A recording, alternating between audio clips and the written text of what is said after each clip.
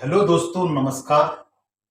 मैं आपके अपने चैनल एम एजुकेशन सफर पर आशा करता हूं सब लोग ठीक होंगे, अपने अध्ययन कार्य में जुटे होंगे। दोस्तों, मेरा जो टॉपिक चल रहा है वो इंडियन ज्योग्राफी का जो गंगा नदी तंत्र है उसका पार्ट 2 है। इससे पहले मैं आपको पार्ट 1 में वीडियो बना चुका हूं।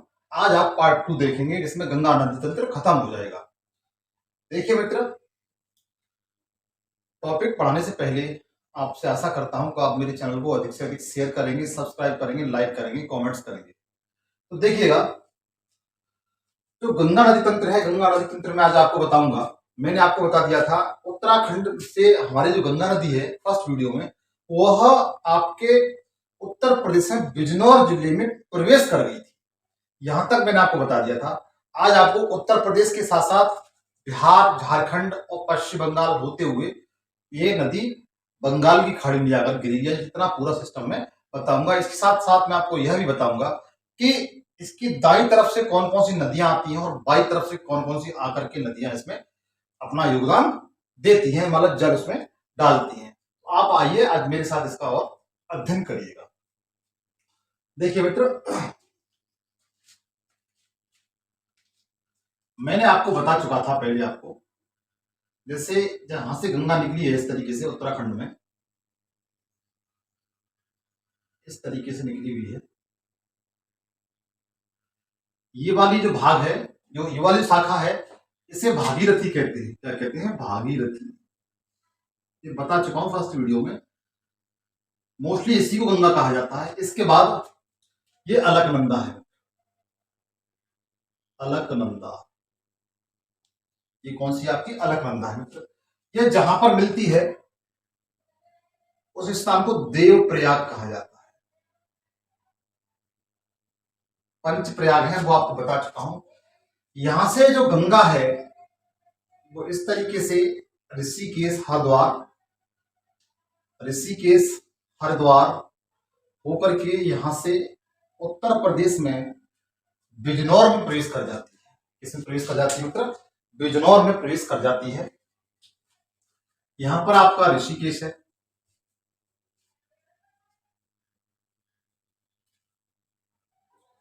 ऋषिकेश बता चुका हूं मैं आपको।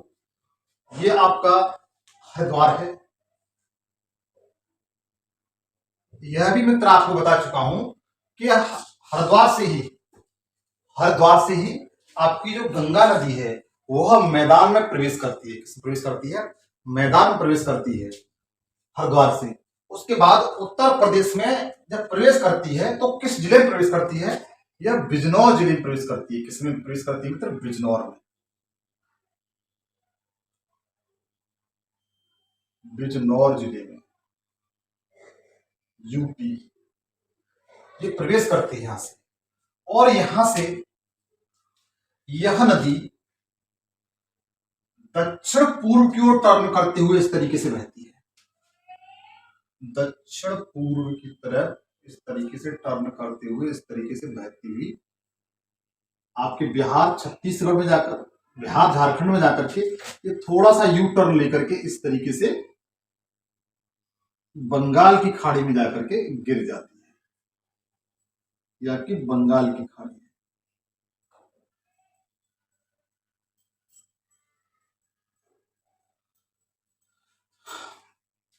झारखंड से जब यू टर्न लेती है तो वेस्ट बंगाल में जाती है। वेस्ट बंगाल में मित्र इसकी दो शाखाएं हो जाती हैं। वेस्ट बंगाल में इसकी दो शाखाएं हो जाती हैं। एक को हम लोग पद्मा कहते हैं, ये बांग्लादेश में चली जाती है। और दूसरी जो शाखा होती है ये हुबली होती है। हुबली, कलकत्ता, हल्दिया बंदरगाह इसी पर है। तो मित्र आइए देखते हैं, इसका हम अध्ययन करते हैं एक तरीके से। यह आपका गंगा नदी तंत्र है। इसका ये पार्ट सेकंड है। यहां से थोड़ा सा मिटाना पड़ेगा, इसमें काफी बनाना है हमें। देखिएगा,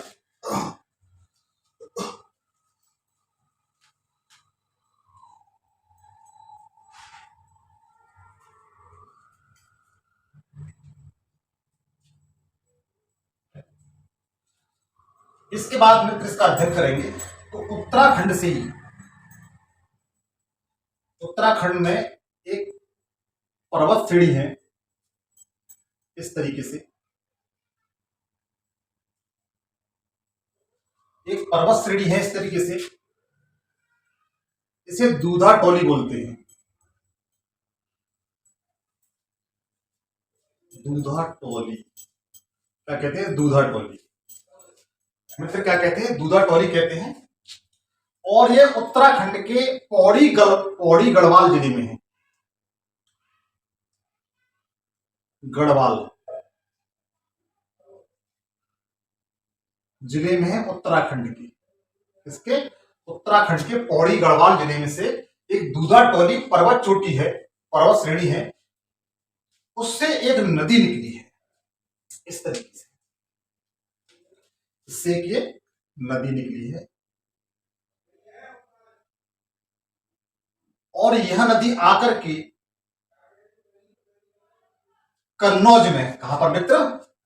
कन्नौज में। ये नदी कौन सी है आपकी मित्र? रामगंगा नदी है। कौन सी है? रामगंगा।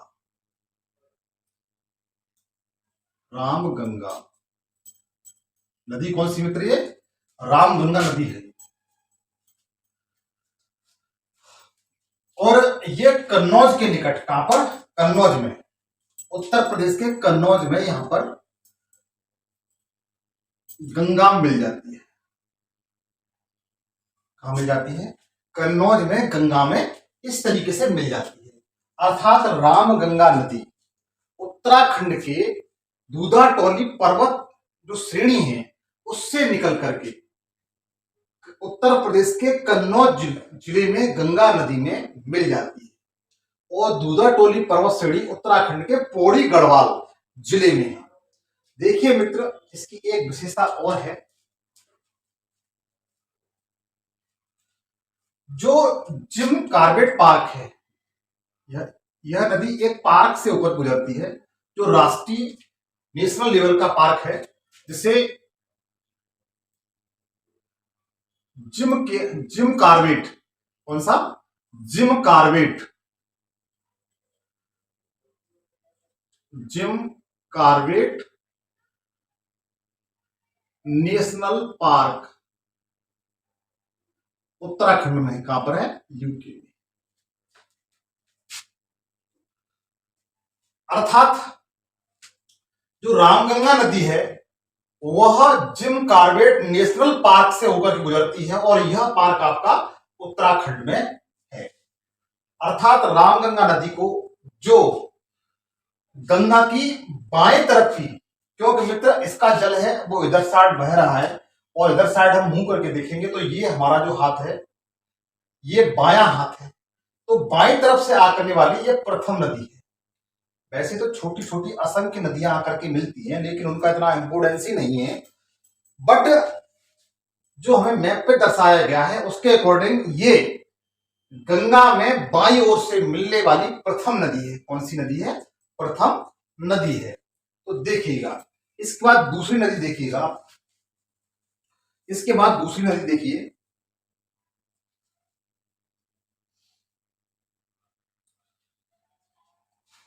यह नदी उत्तर प्रदेश से ही निकली है। किससे निकली है? उत्तर प्रदेश से ही निकली है। इस तरीके से ये उत्तर प्रदेश है आपका, यहां पर एक इस तरीके से निकली है, इस तरीके से। और यह जो नदी निकली है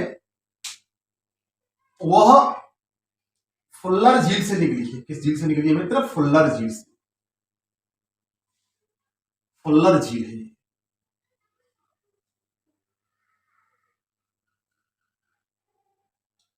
फुल्लर झील है, यह उत्तर प्रदेश के पीलीभीत जिले में है।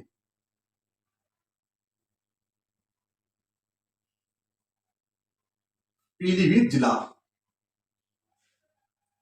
यूपी के। किसके? यूपी की। ये जो नदी निकली है, नाम भी बताऊंगा मित्र, यह नदी फुल्लर झील जो उत्तर प्रदेश के पीलीभीत जिले में है, किसमें? पीलीभीत जिले में है, वहां से निकली है। और गाजीपुर के निकट, मतलब गाजीपुर में, इसमें गाजीपुर में गंगा में आकर के मिल जाती है। इस नदी का नाम गोमती नदी है। क्या है मित्र? गोमती नदी।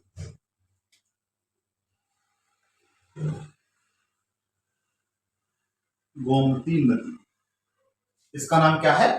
गोमती नदी है। उत्तर प्रदेश की राजधानी, उत्तर प्रदेश की राजधानी, उत्तर प्रदेश की राजधानी लखनऊ इसी पर है, इसी नदी के तट पर है।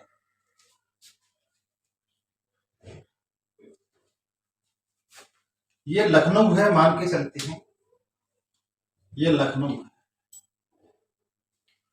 लखनऊ। अर्थात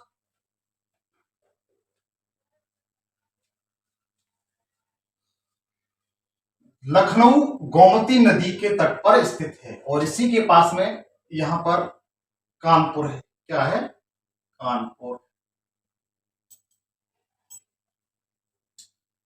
कानपुर में गंगा सबसे अधिक प्रदूषित हो जाती है। कानपुर में गंगा सबसे अधिक प्रदूषित हो जाती है। अर्थात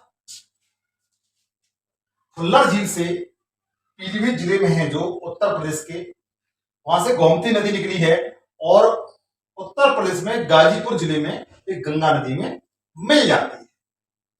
इसके बाद देखेंगे मित्र, गंगा की सबसे बड़ी सहायक नदी, इसके बारे में थोड़ा सा अध्ययन करेंगे। और ये दाईं ओर से आकर मिलती है।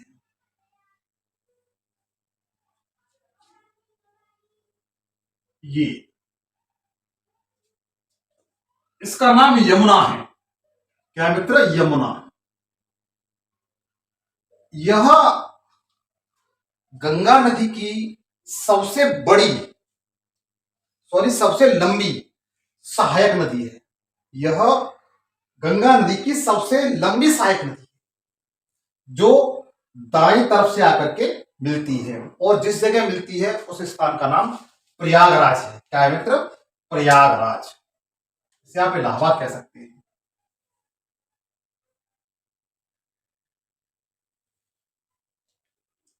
कहां मिलती है? प्रयागराज में। कहां मिलती है मित्र? प्रयागराज में आकर के मिल जाती है ये।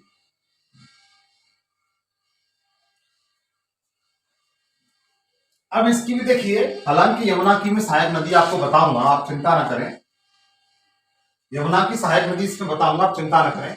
जैसे इसकी भी सहायक नदियां है, जैसे सबसे बड़ी सहायक नदी है यमुना की चंबल है। कौन सी है? चंबल। मतलब इसके बारे में बताऊंगा मैं आपको। चंबल नदी आपकी इटावा में है, उत्तर प्रदेश में आकर के मिल जाती है। अब नेक्स्ट देखिए, इसके बाद देखिए, अब यहां से बिहार लग जाता है। क्या लग जाता है मित्र? बिहार लग जाता है। यहां से क्या लग जाता है? बिहार। बिहार में 4 नदियां आकर के मिलती हैं, वो आपको बताऊंगा मैं। मान के चलिए ये आपका नेपाल है।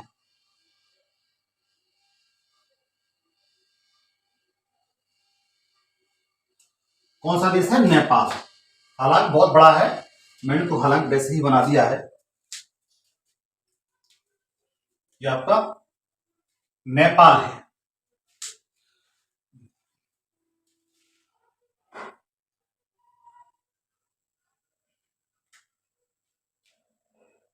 ये आपका नेपाल देश है, मान के।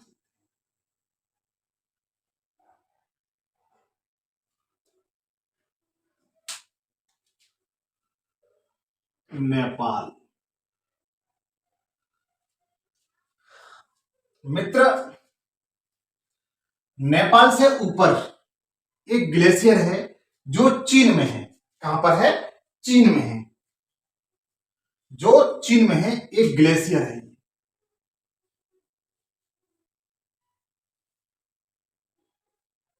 ये ग्लेशियर है जो तिब्बत पर है, इसका नाम मापचा मापचा चुंग है। इसका नाम क्या है? मापचा चुंग। इसका नाम क्या है ग्लेशियर का? मित्र आपको दिख नहीं रहा होगा तो मैं दोबारा बना देता हूं। यहां मापचा चुंग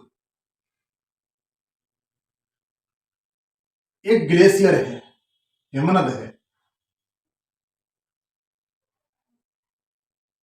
मापचा चुंग, चीन वाले ऐसे ही नाम रखते हैं, चुंगमुंग।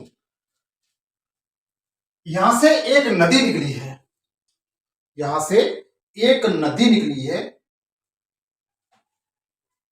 इस तरीके से, इस तरीके से नदी निकली है और आगे जाकर के दो शाखाओं में इस तरीके से बट जाती है, बट करके फिर एक हो जाती है, फिर एक वन होकर के फिर इस तरीके से चलने लगती है।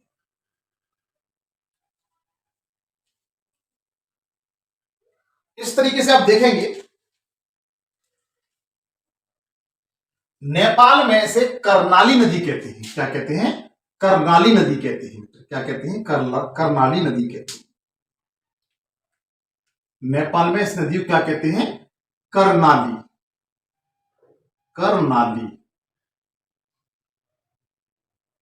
नदी। नेपाल में इस नदी को क्या कहते हैं? कर्णाली नदी कहते हैं।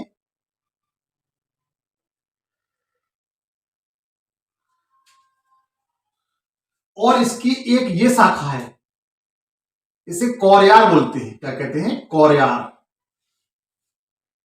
कोरयार।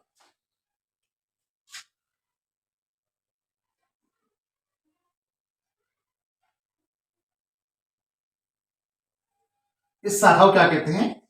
जो दो भागों में बटी है इसे कोरयार कहते हैं, और जो दूसरी शाखा है उसे गेरवा बोलते हैं। क्या कहते हैं? गेरवा।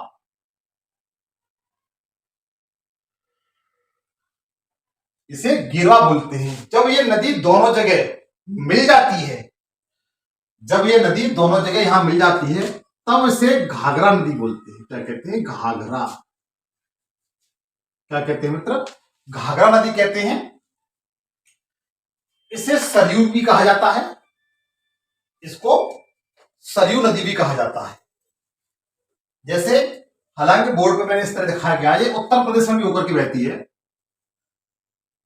ये सरयू भी कहा जाता है। इसे क्या कहा जाता है? सरयू।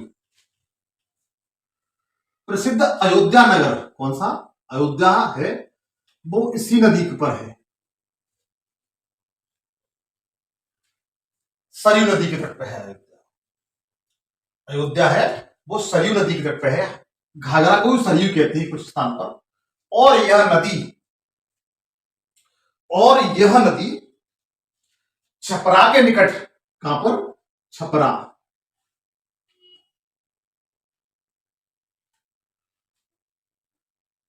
छपरा के निकट गंगा नदी में विलीन हो जाती है। छपरा के निकट गंगा नदी में विलीन हो जाती है। इसके बाद मित्र देखेंगे, यह आपके समझ में एकदम क्लियर हो गया होगा, जो घाघरा या सरयू नदी नेपाल के उत्तर में तिब्बत है जिस पर चीन का अधिकार है, वहां पर एक ग्लेशियर है मापचा चुंग, वहां से ये नदी निकली है। जब नेपाल में आती है तब इसे कर्णाली नदी कहते हैं। यहां से ये दो भागों में बढ़ जाती है, एक शाखा उसे इसकी कोरयार कहते हैं, दूसरी शाखा गिरवा कहलाती है। इसके बाद आप देखेंगे जहां पर मिलती है वहां से इसे घाघरा के नाम से जाना जाता है। उत्तर प्रदेश में पहुंचने पर इसे सरयू कहते हैं। प्रसिद्ध अयोध्या नगर सरयू नदी के तट पर है। बिहार में पहुंचते पहुंचते यह छपरा जिले पहुंचती है, जिसमें गंगा में ये विलीन हो जाती है। कैसी जाती है? गंगा में विलीन हो जाती है। ये आपके एकदम क्लियर हो गया होगा। अब देखिए इसके बाद यहां पर आपका पटना पड़ता है। क्या पड़ता है? पटना। बिहार की राजधानी पटना क्या है मित्र? पटना। तो यहां छत्तीसगढ़ राज्य में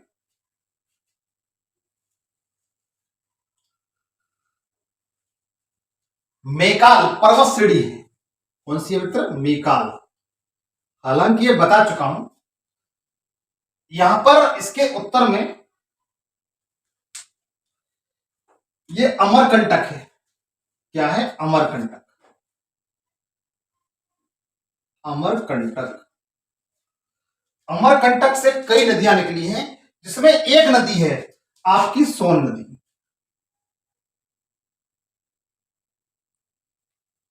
ये सोन नदी अमरकंटक से निकल करके दरार में बहते हुए पटना में गंगा नदी में आकर के मिल जाती है।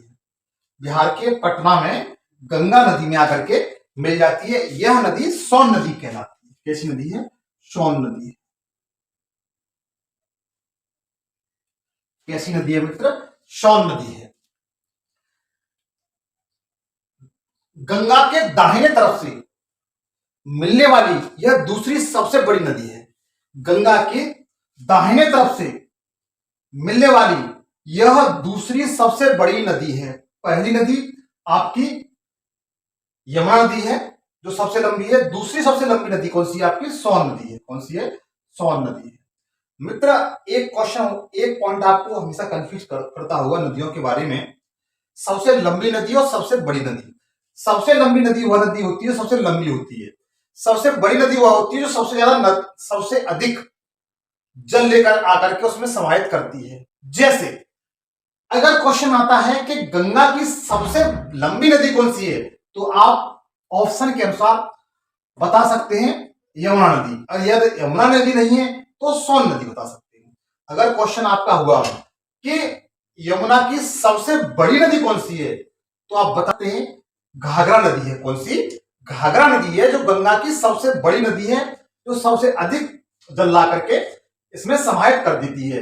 घाघरा नदी को सप्त ऋषि नदी भी कहते हैं। सप्त ऋषि नदी भी कहते हैं क्योंकि जिस स्थान से निकली है वहां से यह 7 शाखाओं में निकली हुई है, इसलिए यह अधिक मात्रा में पानी लेकर के आई है।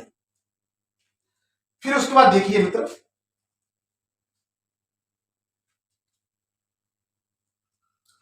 आप लिख भी सकते हैं यहां पर, यह गंगा की सबसे बड़ी नदी है।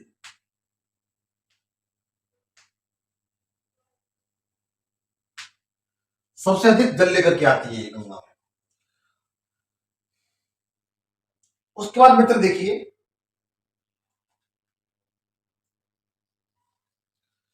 एक नदी काली नदी है। एक नदी और है जो नेपाल और तिब्बत के बॉर्डर से, नेपाल और तिब्बत के बॉर्डर से, यह आपका नेपाल है और तिब्बत के बॉर्डर से इस तरीके से आई हुई है।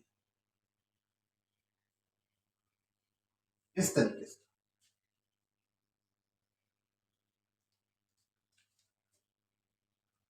एरो लगाना जरूरी है, आप कंफ्यूजन हो जाएंगे।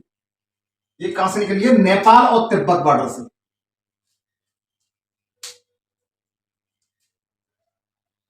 नेपाल प्लस तिब्बत बॉर्डर से निकली है और जिस स्थान से निकली है उसे गोसाई धाम कहते हैं। क्या कहते हैं? गोसाई धाम।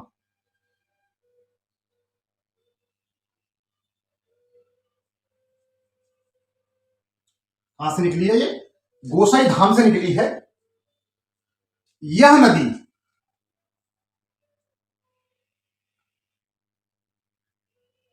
कोसी नदी कहलाती है। कैसी नदी कहलाती है? कोसी नदी।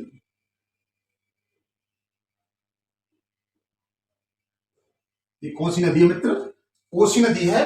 और यह आकर के सोनपुर, सोनपुर मित्र आपने सुना होगा, हाजीपुर में पड़ता है। किसमें पड़ता है? हाजीपुर में। जिला है बिहार का हाजीपुर। एक क्वेश्चन यहां से पूछा जाता है, एशिया का सबसे बड़ा मेला कहां लगता है? तो सोनपुर में लगता है। कहां लगता है? बिहार के सोनपुर में। और ये मार्च के महीने में लगता है। कब लगता है? मार्च फरवरी, और मार्च के फरवरी लास्ट और मार्च के फर्स्ट वीक में ये लगता है सोनपुर का। यह एशिया का सबसे बड़ा मेला बिहार में सोनपुर में लगता है। यद्यपि यह कोसी नदी है, वो सोनपुर के निकट, मतलब हाजीपुर में सोनपुर के निकट आकर के गंगा नदी में मिल जाती है। कहां मिलती है? हाजीपुर जिले में। किसमें मिलती है? हाजीपुर जिले में आकर के मिल जाती है। यह नदी बिहार का शोक कहा जाता है इस नदी को। किसका? बिहार का शोक। इस नदी को क्या कहते हैं? बिहार का शोक कहते हैं, क्योंकि यह अपने आप में अधिक जल लेकर के आती है और एक रात में ही पूरे क्षेत्र को बाढ़ग्रस्त कर देती है।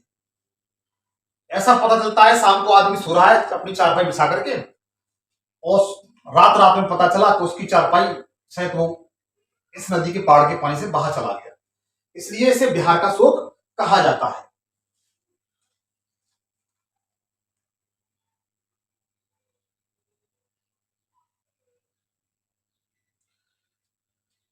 इसके साथ मित्र एक नदी और है इसमें, इस तरीके से इस नदी को, यह नदी बिहार के चंपारण से निकली है। कहां से निकली है? बिहार के चंपारण से, जिसमें गांधी जी ने अपना आंदोलन, प्रथम आंदोलन शुरू किया था, चंपारण। कहां से निकली है मित्र? ये बिहार के चंपारण से निकली हुई है। कहां से निकली हुई है? बिहार के चंपारण से निकली हुई है। इस नदी को बूढ़ी गंडक नदी कहते हैं। क्या कहते हैं? बूढ़ी गंडक नदी कहते हैं।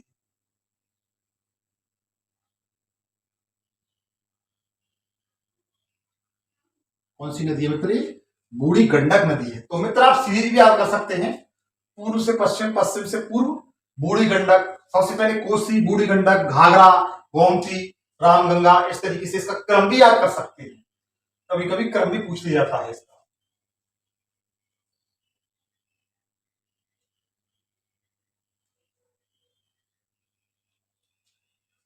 मित्र हाजीपुर के निकट एक नदी दाएं तरफ से आकर के मिलती है इस तरीके से, ये इसे पुनपुन नदी बोलते हैं। कौन सी नदी कहते हैं? पुनपुन नदी। ये बिहार में बहती है। ये भी गंगा में दाई तरफ से आकर के मिल जाती है। गंगा में दाई तरफ से आकर के मिल जाती है पुनपुन नदी। इसके बाद देखेंगे हम, ये आपका झारखंड पड़ जाता है ये क्षेत्र। ये आपका झारखंड पड़ जाता है।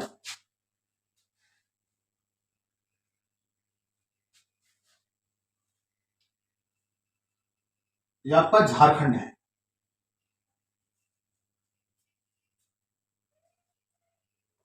झारखंड है। यह नदी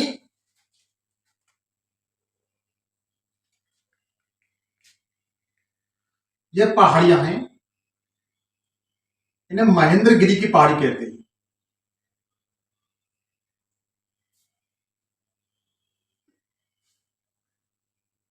महेंद्रगिरी की पहाड़ियां कहते हैं। ये बिहार के बॉर्डर से लगी हुई है, बिल्कुल बिहार, पश्चिम झारखंड और पश्चिम बंगाल के बॉर्डर पर। इनके उत्तर में होकर के नदी प्रवाहित होते हुए सीधे वेस्ट बंगाल की तरफ जाती है। कहां जाती है? पश्चिम बंगाल की तरफ जाती है। पश्चिम बंगाल में जाते समय यह अपना जल को दो भागों में बांट देती है। कितने भागों में? दो भागों में बांट देती है। एक जो इसकी शाखा है वह बांग्लादेश में चली जाती है पद्मा के नाम से। किसके नाम से? पद्मा के नाम से। और दूसरी जो शाखा है वह हुगली के नाम से पश्चिम बंगाल की खाड़ी की तरफ निकलती है। यहीं पर ही आपका कलकत्ता है। हुगली नदी के तट पर ही आपका क्या है? कलकत्ता है। क्या है मित्र? कलकत्ता है। हावड़ा ब्रिज भी यहीं पर है, हुगली नदी पर। कौन सा मित्र? Howrah bridge. Howrah bridge, Howrah bridge भी यहीं पर है। रामपुर भी यहीं पर है। मित्र इसमें आकर के एक नदी दामोदर नदी, जो हुगली की सहायक नदी है, इसकी हुबली की सहायक नदी है दामोदर नदी।